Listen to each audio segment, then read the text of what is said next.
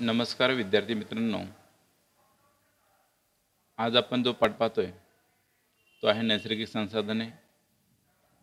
या पाठामध्ये तुम्हाला सुरुवातीलाच काही चित्र दाखवलेली आहेत. ते चित्र आपण व्यवस्थितरित्या पहा. यामध्ये आपल्याला काही चित्रांचं निरीक्षण करून आपल्याला विचारलेल्या काही प्रश्नांची उत्तरं द्यायची आहेत.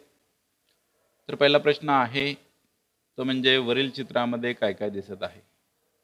वरील चित्रामध्ये काय काय दिसत आहे हे आपण पाहतोय. तर आपल्याला असं दिसून येईल या ठिकाणी आपण हे चित्र जे आहे हे कोमोडो ड्रॅगन याचं चित्र आहे. त्यानंतर आपण इथं पाहिलं तर हे आपल्याला कापसाचं चित्र दिसतंय. त्यानंतर आपण इथं जर पाहिलं तर आपल्याला ऑक्टोपस दिसतोय.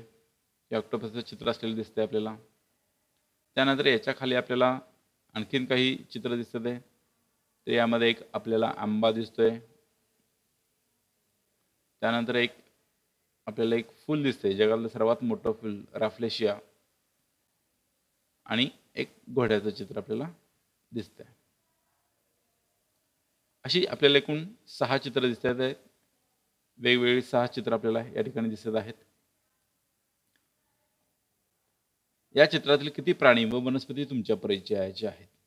आपल्याला माहीत असलेले प्राणी वनस्पती आपल्याला साधारणपणे कापूस माहिती आहे, ऑक्टोपस माहिती आहे. म्हणजे हे विद्यार्थ्यांनी आपापलं ठरवायचं आहे की आपल्याला कुठले प्राणी माहिती आहेत, प्राणी वनस्पती कुठल्या माहिती आहेत हे आपण तुम्ही ठरवायचं आहे. ठीक आहे. त्यानंतर पुढचा प्रश्न आहे, यापैकी कोणत्या गोष्टी तुम्ही प्रत्यक्षात पाहिलेल्या. म्हणजे ह्यातल्या तुम्ही प्रत्यक्षात पाहिलेल्या गोष्टी कुठल्या आहेत त्या तुम्ही टिक मार्क करू शकता. म्हणजे तुम्ही जर कापूस पाहिला असेल तर कापूस प्रत्यक्षामध्ये म्हणजे जिथं तुम्ही जाऊन पाहिलेलं आहे तर ते तुम्ही बघू शकता प्रत्यक्षामध्ये. ठीक आहे. त्यानंतर त्याचा पुढचा प्रश्न आहे तो म्हणजे, यापैकी कोणत्या गोष्टी तुम्ही वापरलेल्या आहेत किंवा वापरताना पाहिलेल्या आहेत. यापैकी कोणत्या गोष्टी तुम्ही वापरल्या आहेत किंवा वापरताना पाहिलेल्या आहेत. तर यामध्ये वापरलेल्या आहेत किंवा वापरताना पाहिलेल्या आहेत आपल्याला दिसून येईल. ठीक आहे. म्हणजे हे आपलं मत प्रत्येकाने मांडायचं आहे त्या ठिकाणी. अशा प्रकारे बाकीचे सगळे प्रश्न आहेत त्या प्रश्नांची तुम्ही उत्तरं त्या ठिकाणी मिळवायची आणि तुम्हाला जी ओळखता न आलेली जी चित्र आहेत त्या चित्रांची माहिती तुम्ही मिळवायची आहे. ठीक आहे. पृथ्वीवर अनेक गोष्टी आपल्याला पाहावयास मिळतात. त्यापैकी काही गोष्टी आपल्याला नेहमीच्या परिसरात सुद्धा असतात. म्हणजे पृथ्वीवर आपण बऱ्याच गोष्टी बघतो जे आहेत. पृथ्वीवर अनेक गोष्टी आहेत त्यापैकी आपल्या परिसरामध्ये सुद्धा काही बऱ्याचशा गोष्टी आपल्याला दिसून येतात. परंतु या सर्व गोष्टींचा आपण वापर करतोच असं नाही. म्हणजे आपल्याला प्रत्येक गोष्टीचा वापर करतो असं आपल्याला दिसून येत नाही. म्हणजे निसर्गातून उपलब्ध असलेल्या काही गोष्टींचा वापर करायला आपण शिकलेलो आहोत. म्हणजे सगळ्या गोष्टींचा वापर करत नाही, परंतु काही गोष्टी आहेत की ज्यांचा आपण वापर करतो की ज्या निसर्गामधून उपलब्ध झालेल्या आहेत. उदाहरणार्थ एक घटक जो आहे तो म्हणजे पाणी. पाणी हा घटक आपण वापरतो. म्हणजे हा सुद्धा काय आहे, नैसर्गिक घटक आहे. आणि या नैसर्गिक घटकाचा मानव काय करत असतो, वापर करत असतो. म्हणजे ज्या नैसर्गिक घटकांचा वापर मानव करतो त्यांना काय म्हणायचं, नैसर्गिक संसाधने असं म्हटलं जातं. पाणी हा नैसर्गिक घटक आहे आणि ज्या नैसर्गिक घटकांचा मानव वापर करतो त्यांना काय म्हणायचं, नैसर्गिक संसाधने म्हणायचं. म्हणजे पाणी हा घटक काय आहे, नैसर्गिक संसाधन आहे. नैसर्गिक संसाधन वापरून मानव काय करत असतो, तर आपल्या गरजा भागवत असतो. मानव आपल्या गरजा भागवत असतो. कशाचा वापर करून, तर नैसर्गिक संसाधनांचा वापर करून तो भागवत असतो. मग अजून कोणते घटक आहेत की जे नैसर्गिक संसाधने आहेत, तर त्यामध्ये आपल्याला लक्षात येईल. त्यामध्ये हवा, पाणी, मृदा, जमीन, खनिजे, वनस्पती आणि प्राणी ही नैसर्गिक संसाधने आहेत. आणि बहुतांशी नैसर्गिक संसाधने ही काय असतात, मर्यादित स्वरूपात असतात. म्हणजे कमी प्रमाणात असतात. कशा असतात, मर्यादित स्वरूपामध्ये म्हणजेच कमी प्रमाणामध्ये, म्हणजे ही वापरल्यानंतर संपू शकतात. आणि ही कमी प्रमाणामध्ये म्हणजेच मर्यादित असल्यामुळं त्यांचं मूल्य हे जास्त आहे, म्हणजे ते अमूल्य आहेत. काय आहेत? अमूल्य आहेत. ही संसाधनं कशी आहेत? अमूल्य आहेत. यापैकी हवा हे जे संसाधन आहे, हे सर्वत्र आपल्याला विपुल प्रमाणामध्ये आढळतं आणि हे संसाधन कधीही कमी होत नाही. परंतु तिच्या गुणवत्तेमध्ये मात्र बदल होऊ शकतो. म्हणजे हवा चांगली वाईट आपण म्हणतो. म्हणजे हवेमध्ये जर जास्त प्रदूषण असेल, तर ती हवा वाईट, खराब असं आपण म्हणू शकतो. म्हणजे हवेचा वापर आपण कशासाठी करतो? तर श्वासोच्छवासासाठी करतो. ते म्हणजे हवेचा वापर आपण श्वासोच्छवासापासून ते अगदी ज्वलन प्रक्रियेपर्यंत करत असतो. हवेचा वापर. ठीक आहे. आता आपल्या कृती 8.2 ते 8.13 मधील जी चित्र पाहायची आहेत आणि या चित्रावरून सर्व घटकांची कल्पना करता येईल. आपल्याला पहिलं चित्र आपण जर पाहिलं, तर पहिल्या चित्रामध्ये एक शेतकरी शेती काम करताना दिसतोय. जमीन नांगरताना, बैलांच्या साहाय्याने जमीन नांगरताना आपल्याला दिसतोय. ठीक आहे. दुसरं चित्र आहे, त्याच्यामध्ये एक व्यक्ती काय करतोय? एक व्यक्ती मासेमारी करण्याचं काम करत आहे. त्यानंतर 8.4 जर आपण हे चित्र पाहिलं, तर काय करतोय? तो व्यक्ती एक वनामधून किंवा झाडावरचं मध गोळा करण्याचं काम करतोय. मध गोळा करण्याचं काम करतोय. त्यानंतर पुढचं चित्र आपण पाहिलं, तर असं लक्षात येईल आपल्याला, की तो काय करतोय? तर तो पाणी काढण्याचं काम करतोय. विहिरीमधून पाणी काढण्याचं तो काम करतोय. त्यानंतर आपण 8.6 या आकृतीमधलं चित्र पाहिलं, तर 2 व्यक्ती आहेत, ते काय करतायत? ते जंगलामधून लाकूड आणण्याचं काम करत आहेत. म्हणजे हे आपल्या लक्षात येतं. त्यानंतर पुढचं चित्र जे आहे, ते आहे खाणकाम करतानाचं. म्हणजे JCBच्या साहाय्याने खाणकाम केलं जातं. म्हणजे दगड उकरले जातात, त्या म्हणजे खाणकाम केलं जातं आणि त्यामधले जे दगड माती आहे ते ट्रकमध्ये भरलं जातं आणि ते दुसरीकडे नेलं जातं. त्यानंतर दुसरी आकृती आपल्याला दिसून येते, ती म्हणजे काय आहे? तर गवंडी काम आहे. घर बांधण्याचं काम करतोय विटांच्या मदतीनं. वीट, सिमेंट यांच्या मदतीनं घर काम करण्याचं काम करत आहे, बांधण्याचं काम करत आहे. त्यानंतर एक व्यक्ती आहे, तो समुद्राच्या पाण्यापासून मीठ मिळवण्याचं काम करत आहे, बनवण्याचं काम करत आहे. त्यानंतर एक व्यक्ती आहे, झाडापासून चिक जो येतोय, ते रबराचं झाड आहे, त्याच्या माध्यमातून चिक गोळा केला जातोय आणि त्याच्यापासून रबर मिळवलं जातोय. त्यानंतर दुसरा व्यक्ती आहे, की जो काय करतोय? तो झाडांचा डिंक गोळा करण्याचं काम करत आहे. झाडाचा डिंक किंवा झाडापासून डिंक गोळा करतोय. आणि पुढची आकृती आहे, यामध्ये आपल्याला दिसते ही पवनचक्की आहे. पवनचक्की, ही पवनचक्कीच्या माध्यमातून आपण ऊर्जा निर्मिती करत असतो. ठीक आहे. त्यानंतर शेवटचं जे चित्र आहे, ते गाढवाचं चित्र आहे, की जो काय करतोय? ओझी वाहण्याचं काम करतोय. म्हणजे अशा प्रकारची वेगवेगळी चित्र जी आहेत. ठीक आहे. आता आपण पाहूया, की आकृती क्रमांक 8.2 ते 8.13 यामधील चित्रांचं निरीक्षण करून वर्गात चर्चा करायची. ही चर्चा करताना चित्रामधील प्रत्येक घटकाबाबत विचार झाला पाहिजे आणि त्या संदर्भातले मुद्दे आपल्याला खालील मुद्दे आहेत ते विचारात घ्यायचे आहेत. म्हणजे आपल्याला आता पहिलं जे चित्र आहे, त्यामध्ये काय म्हणता येईल? चित्रामधील व्यक्ती कोणकोणती कामे करताना आढळत आहेत. कोणकोणती कामे करतात आहेत व्यक्ती?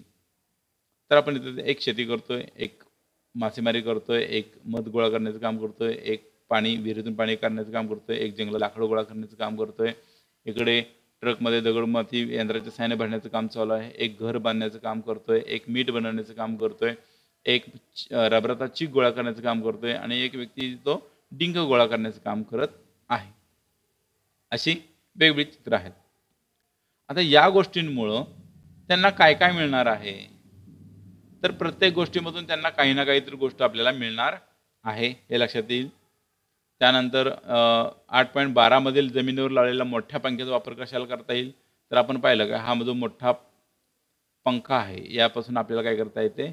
वीज निर्मिती करता येते. याला आपण पवनचक्की म्हणतो आणि या पवनचक्कीच्या आधारे आपण काय करतो?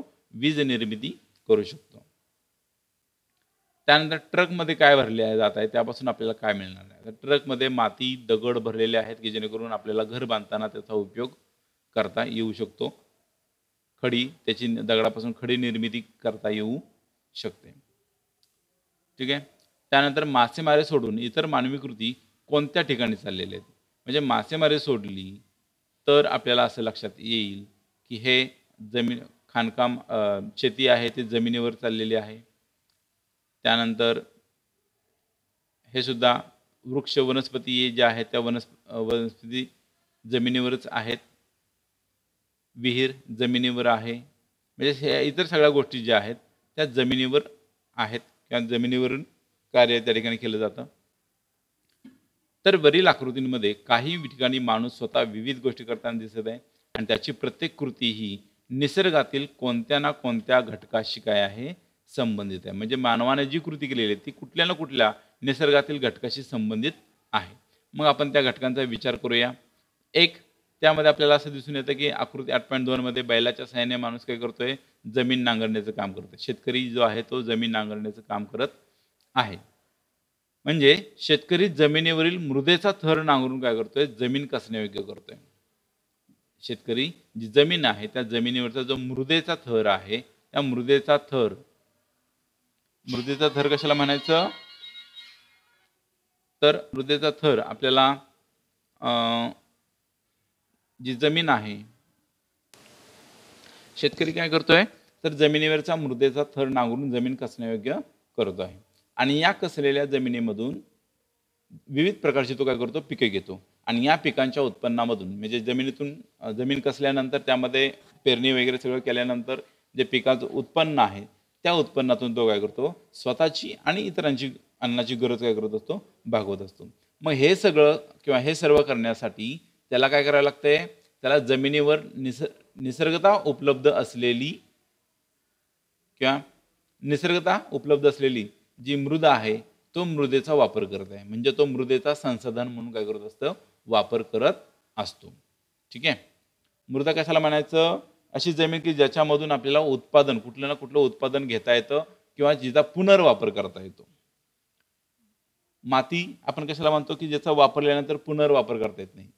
आणि मृदा कशाला म्हणायचं, जिचा वापर केल्यानंतर पुन्हा पुन्हा त्याचा वापर करता येतो, तिला आपण मृदा असं म्हणू. ठीक आहे. तर मृदा या संसाधनाचा म्हणतो वापर करत आहे आणि मृदेचा वापर जगामध्ये सर्वत्र केला जातो. म्हणजे मृदा असा घटक आहे की जिचा सर्वत्र वापर केला जातो आणि म्हणूनच मानवाच्या शेती व्यवसायामध्ये मृदा हे एक महत्त्वाचं नैसर्गिक संसाधन आहे. महत्त्वाचं काय आहे, नैसर्गिक संसाधन आहे. आता मृदा निर्मिती जी आहे ती कशामुळे होते, तर मृदा निर्मिती ही काही विविध घटकांवर अवलंबून असते. याच्यामध्ये आपण पाहिलं तर एक मूळ खडक, त्याचबरोबर हवामान, जैविक घटक, जमिनीचा उतार आणि कालावधी ही काही घटक आहेत की ज्या घटकांवर काय होतं की मृदा निर्मिती अवलंबून असते. मूळ खडक, हवामान, जैविक घटक, जमिनीचा उतार आणि कालावधी या घटकांवर काय आहे, मृदा निर्मिती अवलंबून आहे.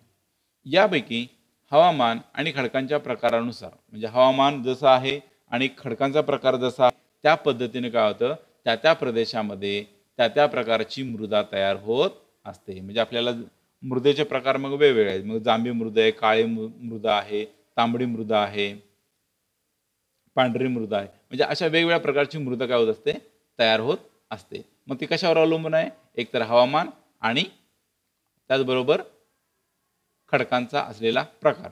या दोन घटकांवर काय आहे, मृदेचा प्रकार आपल्याला त्याच्यावरून ठरवता येतो. आता मृदेची निर्मिती जी आहे ही जी प्रक्रिया आहे ही काय आहे, अत्यंत संतपणे म्हणजे खूप मंद गतीनं चालणारी ही प्रक्रिया आहे. संतपणे चालणारी प्रक्रिया आहे.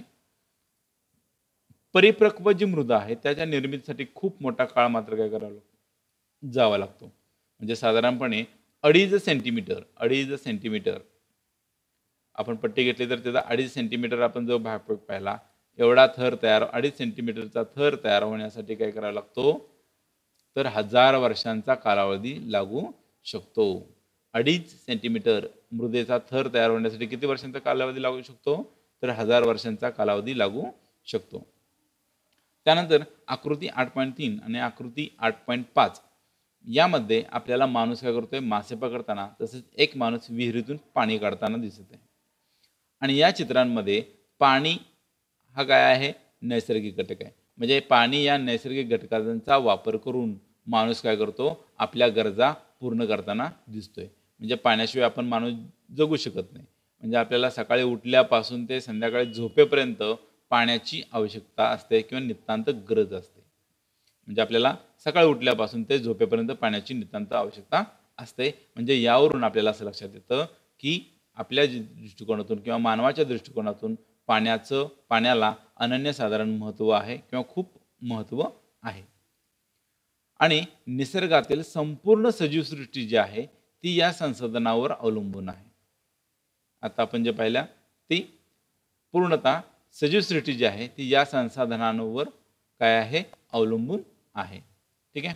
त्यानंतर आकृती 8.9 यामध्ये आपण पाहिलं काय, तर सागराच्या पाण्यातून मीठ व्यक्ती काय करत आहे, मिळवत आहे. म्हणजे मिठाचा वापर सुद्धा आपण काय करत असतो, तर मोठ्या प्रमाणावर आपण मिठाचा वापर करत असतो. ठीक आहे. म्हणजे दैनंदिन जीवनामध्ये हे आपण नेहमी वापरतो. मीठ हे काय करतो, नेहमी वापरत असतो. आता या ठिकाणी आपण मीठ कशापासून वापरतो, तर आपण मीठ हे पाण्यापासून वापरतो, ते पण खारट पाण्यापासून म्हणजे समुद्राच्या पाण्यापासून आपण मीठ तयार करत असतो. आता पृथ्वीवर एकूण जो जलसाठा आहे 100% समजा आपण जर जमिनीपेक्षा पाणी जास्त आहे, त्यातल्या पाणी 100% पैकी जर आपण पाहिलं तर पृथ्वीवरील वापरण्यायोग्य जे पाणी आहे ते फक्त किती टक्के आहे, ते फक्त 3% आहे. किती टक्के आहे, 3%. आणि पण आपल्याला जे उपलब्ध पाणी जे आहे, वापरण्यायोग्य उपलब्ध जे पाणी आहे ते किती टक्के आहे, तर ते 0.003% इतकं फक्त पाणी उपलब्ध आहे. वापरण्यायोग्य पाणी उपलब्ध आपल्याला आहे. ठीक आहे. तर पृथ्वीवरील मोठ्या प्रमाणामध्ये पाणी उपलब्ध आहे. यापैकी काही पाणी वापरण्यायोग्य आहे, बरेचसे पाणी खारट आहे. वापरण्यायोग्य पाण्यापैकी अत्यल्प म्हणजे 0.003% पाणी सर्व सजीव वापरू शकतात आणि तेवढं पाणी सर्वांना देखील काय आहे, पुरेसं आहे. ठीक आहे. आकृती 8.6 मध्ये आपण काही व्यक्ती वनामधून लाकूड गोळा करताना, तसंच मध काढताना, तसंच रबराचा चिक गोळा करताना, तसंच डिंक गोळा करताना दिसत आहेत. म्हणजे वनामधून ह्या व्यक्ती काय करतात आहे, विविध गोष्टी करत आहेत, मिळवत आहेत. त्यामध्ये म्हणजे आपल्याला असं लक्षात येईल की वनस्पती ज्या आहेत ही वनस्पती सुद्धा एक काय आहे, नैसर्गिक घटक आहे. म्हणजे वनस्पतीवरून आपण काय करतो, मध गोळा करतो. त्याचबरोबर लाकडे वनस्पतीपासून मिळतात, डिंक वनस्पतीपासून मिळतो, रबराचा चीक वनस्पतीपासून मिळतो. म्हणजे वनस्पतींचा वापर आपण करतो. म्हणजे वनस्पती हा एक काय आहे, नैसर्गिक घटक आहे. आणि या नैसर्गिक घटकापासून आपल्या गरजा भागवण्यासाठी आपण काय करतो, ही उत्पादनं मिळवतो. आणि भूपृष्ठावर आपण जर पाहिलं तर विविध प्रकारच्या वनस्पती असतात. म्हणजे आपण आपल्या आजूबाजूला जरी पाहिलं तर आपल्याला काय दिसून येतं, तर भरपूर वनस्पती दिसून येतात. आता वनस्पतींचे वर्गीकरण जे आहे स्थूल मार्गाने वर्गीकरण केलं जातं. ते यामध्ये म्हणजे गवत, झुडूप, झाड आणि वृक्ष अशा 4 प्रकारामध्ये त्याचं वर्गीकरण केलं जातं. यापैकी गवतापैकी काही तृणांची लागवड करून पहिल्यांदा शेतीद्वारे काय केलेलं आहे, धान्य मिळवण्याचा प्रयोग हा मानवाने केलेला आहे. त्यामुळं त्याला अन्नासाठी करावी लागणारी वणवण काय झाली, टाळता आली. म्हणजे मानव पहिला भटकंती करत होता, परंतु जेव्हा त्याने तृणांची लागवड करून धान्य मिळवण्याचा प्रयत्न केला तेव्हापासून त्याला काय झालं, अन्नासाठी जी वणवण करावी लागत होती ती टाळता आली. त्यामुळं मानव काय करू लागला, एका ठिकाणी वस्ती करून राहू लागला. मग यामध्ये काही उदाहरण आहेत. काही नद्यांकाठी तो वस्ती करत होता, तो म्हणजे सिंधू, नाईल, युफ्रेटिस, होयांगहो अशा या नद्यांची खोरी आहेत की ज्या खोऱ्यांमध्ये किंवा नद्यांच्या खोऱ्यामध्ये मानव वस्ती करून राहत होता. हे आपण आता 5वीमध्ये शिकलेलो आहोत. आता वनामधून लाकूड, रबर, डिंक, फळे, औषधी वनस्पती इत्यादी उत्पादनं आपल्याला मिळवता येतात. वनामधून पहा आपल्याला काय काय मिळवता येते, लाकूड, रबर, डिंक, फळे, औषधी वनस्पती अशी अनेक उत्पादनं आपल्याला वनातून मिळवता येतात. आता जर आपण विषुववृत्तापासून ते ध्रुवापर्यंत विचार केला तर कटिबंधानुसार काय होतं, खालील प्रकारच्या वनस्पती आपल्याला दिसून येतात. कुठून ते कुठंपर्यंत? तर विषुववृत्तापासून ते ध्रुवापर्यंत. म्हणजे विषुववृत्त आपण जर बघितलं तर हे आपल्याला पृथ्वी गोलाकार आहे आणि पृथ्वीच्या बरोबर मध्यावर असलेलं अक्षवृत्त त्यालाच आपण विषुववृत्त म्हणतो.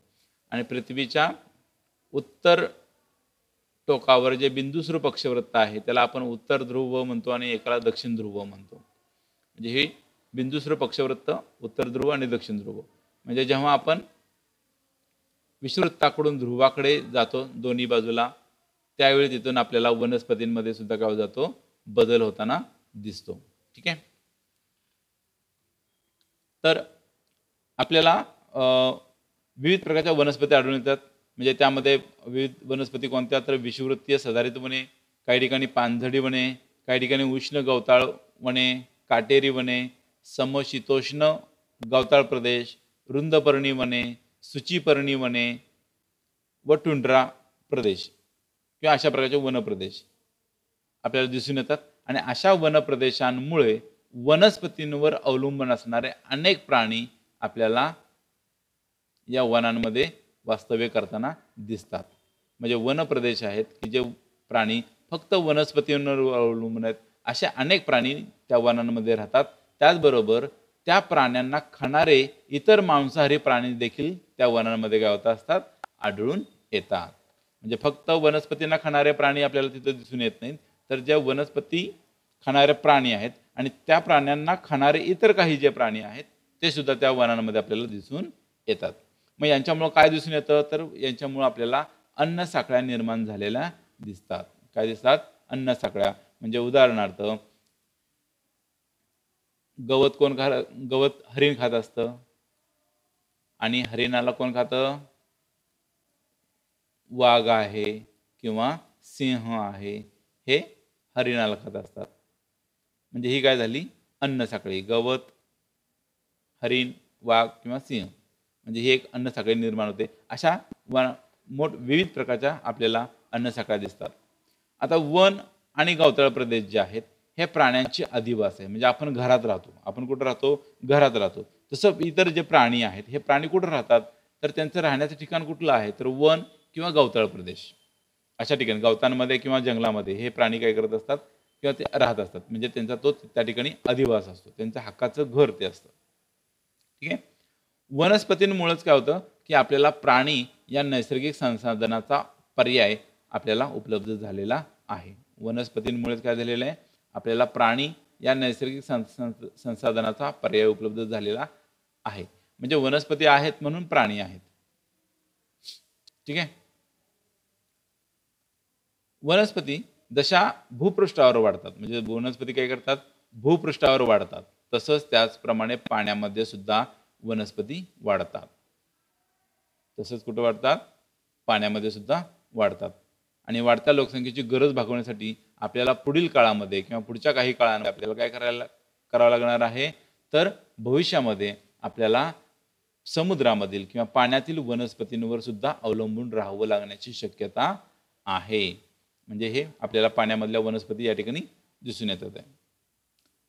त्यानंतर आकृती 8.13 मध्ये आपण काय पाहिलं? तर गाढव ओझे वाहून नेताना दिसत आहे. म्हणजे प्राण्याचा वापर काय केलेला आहे?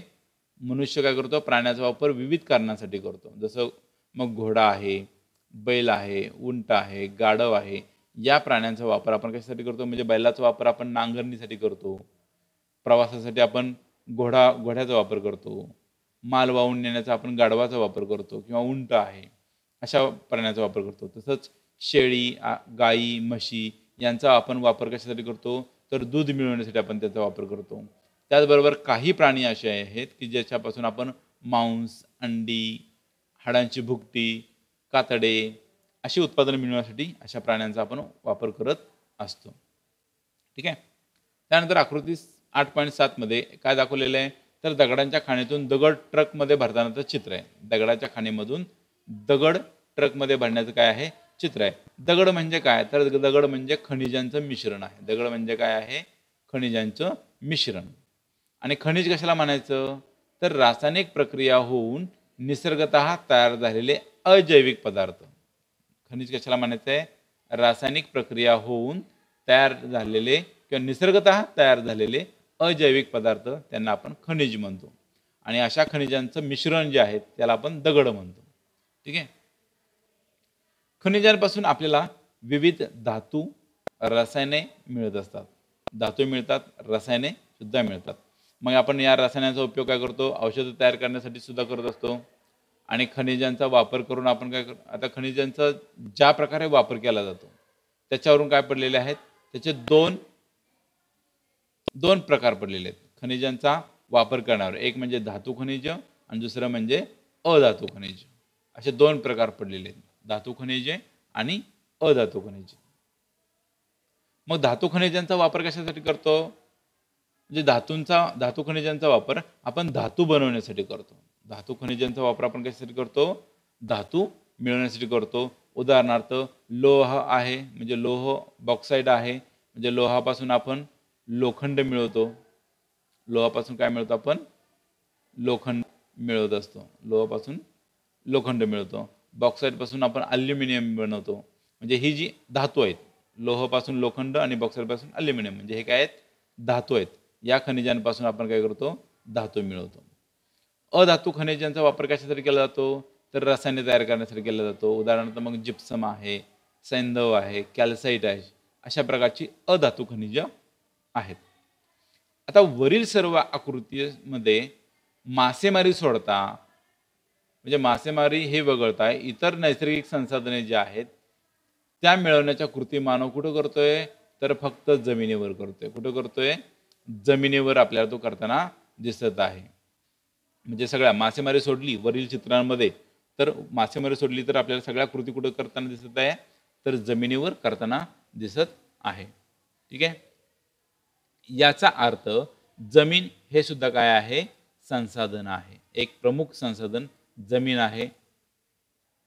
आणि भूपृष्ठावरती जन्माला येणाऱ्याला बहुतेक सजीवांची वाढ, म्हणजे भूपृष्ठावर जो कोणी जन्माला येईल त्या प्रत्येक सजीवाची वाढ, त्याचं वास्तव्य आणि त्याचा मृत्यू हा कुठं होतो? जमिनीवरच होतो. पहा, म्हणजे जमीन हे किती संसाधन किती महत्त्वाचं आहे, की हे जे संसाधन आहे आणि भूपृष्ठावरती जन्माला येणारा प्रत्येक सजीव जो आहे त्याची वाढ सुद्धा जमिनीवर होते, त्याची वास्तव्य जमिनीवरच होतं आणि मृत्यू सुद्धा जमिनीवरच होताना आपल्याला दिसतो. त्यामुळे जमीन हे किंवा जमिनी या संसाधनाला सुद्धा काय आहे? अनन्यसाधारण महत्त्व आहे. म्हणूनच या संसाधनाचा वापर, म्हणजे जमीन या संसाधनाचा वापर वरील चित्रातील वापराशिवाय, म्हणजे जे चित्र दाखवले त्यांच्या वापराशिवाय अजून त्याचा काय उपयोग होतो? तर स्थावर मालमत्ता म्हणून त्याचा उपयोग केला जातो. आपल्याला घरी राहण्यासाठी जमिनीचा वापर केला जातो. जागेची खरेदी विक्री केली जाते किंवा मोक्याच्या ठिकाणी आपण जागा मिळवण्याचं काम बघत असतो. त्याचबरोबर बांधकाम करण्यासाठी, व्यापारासाठी जमीन की व्यापारासाठी जागा वापरणं, या सगळ्या गोष्टींचा समावेश काय होत असतो? याच्यामध्ये होतो. म्हणजे जमिनीचा वापर याच्यामध्ये होत असतो. ठीक आहे. त्याचबरोबर भौगोलिक रचना म्हणजेच जमिनीचा उंच सकलपणा, मृदा, हवामान, खनिज, पाण्याची उपलब्धता यानुसार काय केला जातो? जमिनीचा वापर विविध कारणासाठी केला जातो. भौगोलिक रचनेनुसार, मृदेनुसार, हवामानानुसार आणि खनिज आणि पाण्याची उपलब्धता. म्हणजे ज्या ठिकाणी खनिज आहे त्या ठिकाणी आपण खाणकामासाठी जमीन वापरतो. जिथं पाण्याची उपलब्धता आहे अशा ठिकाणी आपण राहण्यासाठी वापर करत असतो. हवामान चांगलं आहे अशा ठिकाणी आपण पिकं किंवा मृदा चांगली आहे तिथे पिके घेण्यासाठी, शेती करण्यासाठी त्या जमिनीचा वापर करत असतो. म्हणजे अशा विविध कारणासाठी आपण काय करत असतो? जमिनीचा वापर करत असतो. पृथ्वीवर जमिनीचं प्रमाण हे किती टक्के आहे? तर 1% जर आपण पाहिलं तर 29.20% फक्त जमीन आहे आणि पाण्याचं प्रमाण हे जास्त आहे. 71% पाणी आपल्याला दिसून येतं आणि जमीन हे 29% म्हणजे 29.20% आहे. आणि जमीन व हवामानाच्या वैशिष्ट्यानुसार जगाच्या विविध किंवा विविध भागामध्ये विविध प्रकारचे सजीव कमी अधिक संख्येने आपल्याला आढळून येतात. म्हणजे जमिनीच्या आणि हवामानाच्या वैशिष्ट्यानुसार. म्हणजे थंड हवामानाचं ठिकाण पाहिलं तर आपल्याला तिकडे यासारखे प्राणी, त्याचबरोबर पांढरी अस्वल अशा प्रकारचे प्राणी दिसतात. जसं जमिनीचा प्रकार किंवा जसं हवामान तसे प्राणी आणि तशी म्हणजे जमीन, जशी जमीन जसं हवामान त्याच्यानुसार प्राणी आपल्याला त्या ठिकाणी आढळून येतात. आता मानवासह सर्व सजीवांचं हे वितरण काय आहे? असमान आहे. सगळीकडे समान वितरण आहे असं नाही, तर सजीवांचं वितरण हे असमान आहे. त्याचबरोबर जमिनीचा खडकाळपणा, तीव्र उतार, सपाट मैदाने, पर्वतीय प्रदेश, जंगलव्याप्त प्रदेश, नद्यांची खोरी, सागरी किनारे अशा विविध भौगोलिक परिस्थितींशी जुळवून घेत सर्व सजीव राहत असतात. आता सर्व सजीव पृथ्वीवर राहत असताना त्यांना परिस्थितीशी जुळवून घ्यावं लागतं. मग कोणकोणत्या प्रकारचा भौगोलिक परिस्थिती असते? तर जमिनीचा खडकाळपणा आहे किंवा काही ठिकाणी जमीन तीव्र उतारा आहे किंवा काही ठिकाणी सपाट मैदान आहेत, काही ठिकाणी पर्वतीय प्रदेश आहेत, काही ठिकाणी जंगलव्याप्त प्रदेश आहेत, काही ठिकाणी नद्यांची खोरी आहेत, काही ठिकाणी सागरी किनारे आहेत. या सगळ्या परिस्थितीशी जुळून घेत मानव त्या ठिकाणी काय करत असतो? आपलं वास्तव्य करत असतो. सॉरी, मानव नाही तर जे इतर सजीव आहेत ते. मानव मात्र काय करतो? मानव मात्र आपल्या सोयीनुसार तो परिस्थितीत बदल करण्याचा प्रयत्न करतो. जुळवून घेण्याच्या ऐवजी तो काय करतो? परिस्थितीमध्ये बदल करण्याचा प्रयत्न करत असतो. इतर सजीव मात्र काय करतात? ते परिस्थितीशी जुळवून घेत तिथं वास्तव्य करत असतात. मानव मात्र आपल्या सोयीनुसार परिस्थितीमध्ये काय करत असतो? बदल करत असतो. ठीक आहे. आता नैसर्गिक संसाधने हे काय आहेत? आपल्याला हे मानवनिर्मित आहेत का? नाही, तर ते काय आहेत? निसर्ग निर्मित आहेत. म्हणजे निसर्गतः उपलब्ध आहेत. नैसर्गिक संसाधने जी आहेत ते निसर्गतः उपलब्ध आहेत. त्यामुळं या संसाधनाचा वापर प्रत्येक सजीव आपल्या गरजेप्रमाणे काय करत असतो? करत असतो. परंतु मानवाने काय केलेलं आहे? मानव हा एक बुद्धिमान प्राणी आहे. त्यामुळे त्याने आपल्या बौद्धिक शक्तीच्या जोरावर काय केलेले आहेत? नैसर्गिक साधने स्वतःसाठी वापरण्यास सुरुवात केलेली आहे. आणि पुढे लोकसंख्या वाढ, मानवाचा हव्यास या गोष्टींमुळे काय झालेलं आहे? नैसर्गिक संसाधनाचा अतिरेकी वापर म्हणजे खूप मोठ्या प्रमाणात गरज नसताना अशा काही गोष्टींचा वापर मानव करत आहे. आणि त्यातूनच काय झालेलं आहे? मानवाच्या या वापरामुळं निसर्गाचा समतोल ढासळण्यास सुरुवात झालेली आहे. म्हणजे आपल्याला दिसून येतं मग की सुनामी येणं, त्याचबरोबर मोठ्या प्रमाणावर तापमान वाढ झालेली आहे. पावसाळ्यात जास्त पाऊस, उन्हाळ्यात जास्त ऊन, हिवाळ्यात जास्त हिवाळा, थंडी अशा प्रकारचे म्हणजे निसर्गाचा समतोल ढासळण्यास सुरुवात झालेली आहे. कशामुळं? तर मानवाने जो अतिरेकी संसाधनाचा अतिरेकी वापर केलेला आहे त्याच्यामुळं. त्यामुळं काय करावं लागेल? तर मानवाने नैसर्गिक साधनाचा वापर जो आहे तो आवश्यकतेनुसार आणि तारतम्याने म्हणजेच काळजीपूर्वक वापर करणं आवश्यक आहे. ठीक आहे. या ठिकाणी हा पाठ संपलेला आहे. तुम्ही काय कराल हे तुम्ही पाहायचं आहे, विद्यार्थ्यांनी बघायचं आहे. त्याचबरोबर नेहमी लक्षात ठेवा, मानवाने किती प्रगती केली, म्हणजे मानव किती प्रगतशील झाला, कितीही सायन्स पुढे गेलं तरी त्याला निसर्गावर अवलंबून राहावं लागणार आहे. आणि निसर्ग हा फक्त मानवासाठीच नाही आहे, तर इतर सजीव जे आहेत त्या सजीवांसाठी सुद्धा आहे. कारण ते सजीवसुद्धा या निसर्गावर अवलंबून असतात.